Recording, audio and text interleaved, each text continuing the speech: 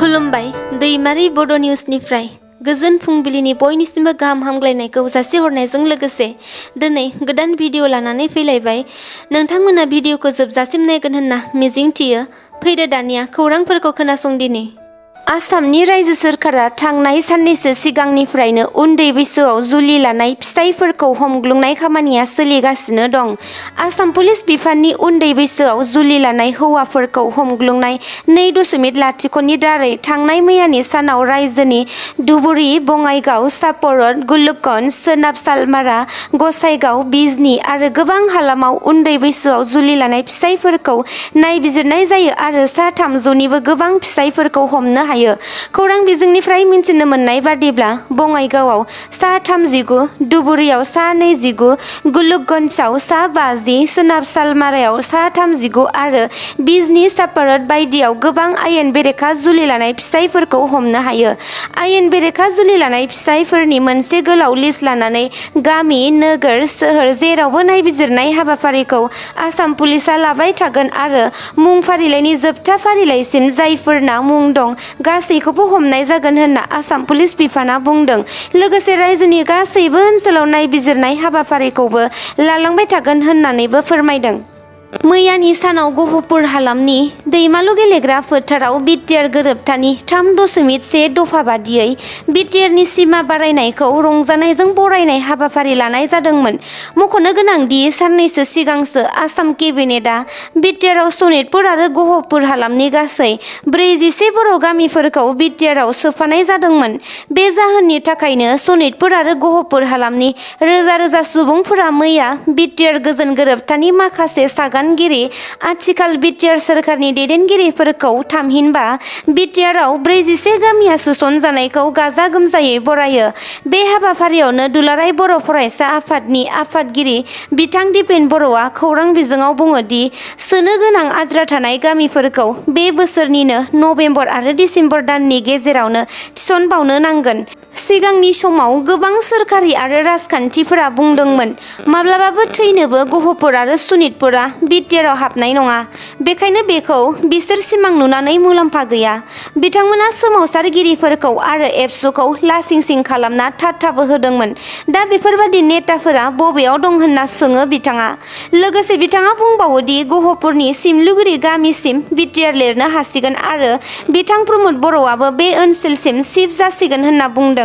बे हाबाफारियावनो बिटिआरनि गाहाय प्रमद बर' बिथाङाबो खौरां बिजोङाव बुङो दि बिटिआरनि सिमाया बारायनाय लोगो लोगोनो बड'फा उपेन्द्रनाथ आरो बिथांबादि बर' सोमावसारगिरिफोरनि सिमाङा जाफुंबाय आरो आद्रा थालांबावनाय गामिफोरखौबो थाबैनो बिटिआरजों दाजाबनो नाजागोन होनना बुङो। लोगोसे बिथाङा बुंबावदों दि गहपुर ओनसोलनि मुंख्लंफोरनि गोसोखांथियाव बे गहपुर ओनसोलावनो 1 कौटि रां बाहायनानै मोनसे अडिट'रियाम लुगोन आरो मोनसे गिदिर गोसोखां खाम्फाबो लुनाय जागोन होनना।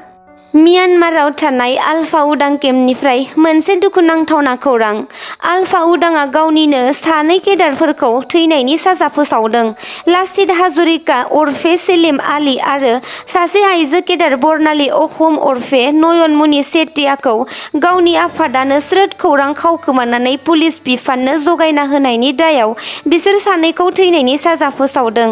दासिम मिन्थिनो मोननाय बादिब्ला लासित हाजरिकाखौ थैनायनि साजा होबाय आरो आइजो केडार नयनमणि सेटियाखौबो थाबैनो थैनायनि साजा होनाय जासिगोन होननानै म्यानमाराव थानाय आलफा उदां केडारनिफ्राय फोसावनाय जादों।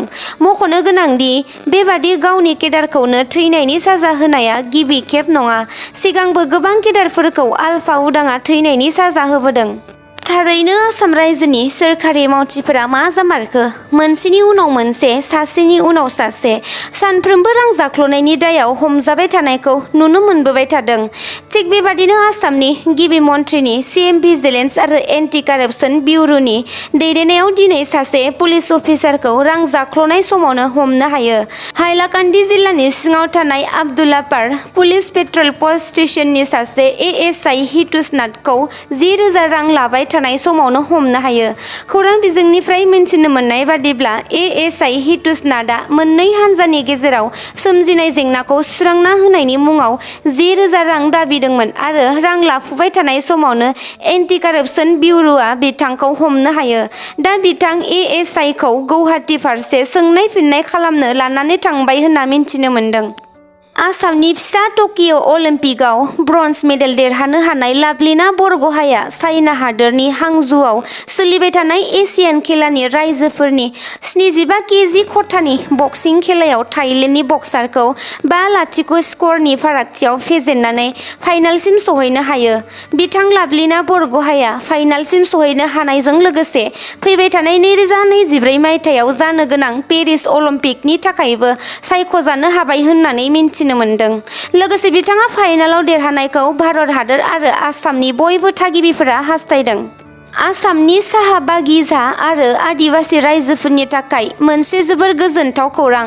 आसामनि गिबि मन्त्रि डक्टर हिमन्त बिश्व शर्माया आसामनि गासैबो साहा बागानाव थानाय रायजो आरो आदिबासि रायजोफोरनि थाखाय मोनसे गिदिर थांखि लादों। दानिया आसामनि जायखिजाया सोरखारि साख्रिफोराव साहा बागानिया आरो आदिबासि हारिनि थाखाय 3% रिजार्भेसन होनाय जासिगोन। बेनि सिगां रायजोनि साहा बागानिया आरो आदिबासि हारिफोरनि थाखाय बेफोरबायदि जेबो आलादा रिजार्भेसन खालामनाय गैयामोन। बे बारनिफ्राय आसामनि गासैबो साख्रिनि मासियाव 3% आलादा खथा मोनबाय। बे 3% रिजार्भेसनखौ फैगौ 7 खालारनिफ्राय आसाम पुलिस बिफाननि गोदान साख्रिनि फोसावलायजों बाहायफानाय जासिगोन होननानै आसामनि गिबि मन्त्रि डक्टर हिमन्त बिश्व शर्माया बुंदों। बेजों लोगोसे आसामनि सोरखारि फरायसालियाव फरायनाय गासै फरायसा फरायसुलिफोरनि थाखाय मोनसे गोनांथार थांखि लानायखौबो नुनो मोन्दों। बे थांखियानो जादों थाखो 7 निफ्राय थाखो 12 सिम सोरखारि फरायसालियाव फरायनाय फरायसाफोरा एबा सेबा आरो आसाम हायार सेकेन्डारि एजुकेसन काउन्सिलनि सिङाव सोरखारि फरायसालियाव फरायनाय फरायसाफोरा MBBS आरो BDS फरायसा डक्टर जानो हासिगोन। बिथां फरायसाफोरनि थाखाय आलादायै 5% रिजार्भेसन खालामना लाखिनाय जासिगोन होननानै बिथां गिबि मन्थ्रिया बुंदों। थारैनो बेफोरबायदि फरायसाफोरनि थाखाय थांखि लानाया जोबोर गोजोनथाव। आरोबाव हमजालायबाय सासे ड्राग्स फालांगि। चिरां जिल्लानि सिङाव थानाय बिजनी 3 नं बिष्णुपुराव आसाम पुलिस आरो SSB हान्जाया मोनसे स्रोद सुलुंनिफ्राय खौरां मोननानै सासे ड्राग्स फालांगिखौ हमनो हायो। पानबारि पुलिस आरो 15 नं SSB बेटेलियननि सिग्रोमनायाव नुर आलम मुंनि सासे ड्राग्स फालांगिरिनिफ्राय गासै गं 39 ड्राग्स कन्टेनारजों लोगोसे हमनो हादों। बे हमना मोननाय गासै ड्राग्सनि लिरथायखौ 0.038 ग्राम होननानै मिन्थिनो मोन्दों। ड्राग्स फालांगि नुर आलमनिफ्राय गंसे मटर साइकेल, गंसे ATM कार्ड आरो नोगोद 3,640 रांखौबो बोखांनो हादों। मख'नो गोनांदि ड्राग्स फालांगि नुर आलमखौ 2 नं आबदागुरि गामिनि होननानै मिन्थिनो मोन्दों। अदालगुरि जिल्लानि सिङाव थानाय माजबाद हालामनि MLA आरो BPF दोलोनि गोख्रों मावथि बिथां चरण बर'आ सिगांनिफ्रायनो रायजोफोरनि थाखाय गोबां जौगानाय आरो मोजां खामानि मावबोबाय थानायखौ नुनो मोनबोबाय थानाय जादों। थिग बेबादिनो MLA चरण बर'आ मैया रौता ब्लकनि सिङाव थानाय कसारिसन VCDC आरो नतुन पानबारि VCDCनि सिङाव थांनानै गामि गामि हाबनानै बायदिसिना जेंनानि सोमोन्दै खौरां लाहैदों। बिथाङा फानसिनि दैसानि सेराव थानाय गामिफोराव थांनानै दैबानाजों हा खुरखा जानाय नखरफोराव खौरां लाहैदों आरो थाबैनो हा खुरखा जानाय बायदिसिना जेंनाफोरखौ होबथानो थाखाय राहा लानो खोथाबो होबोदों।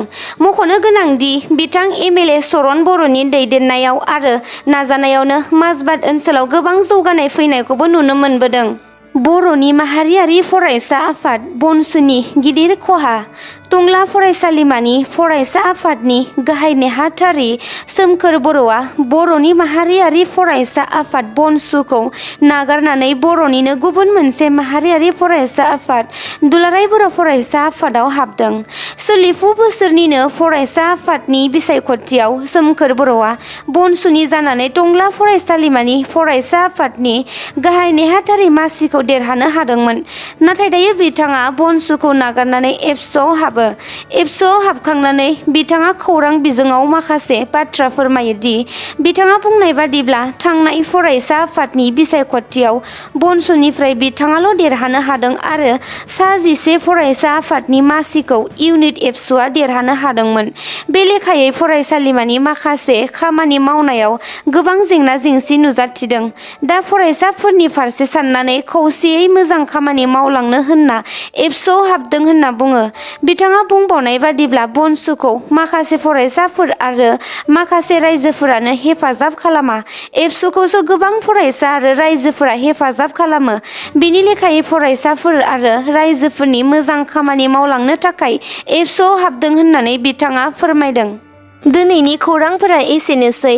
नोंथांमोना भिडिअखौ नायनानै मोजां मोनदोंब्ला अन्नानै लाइक, शेयार, कमेन्ट आरो साबस्क्राइब खालामनानै होदो। गोजोन्थों।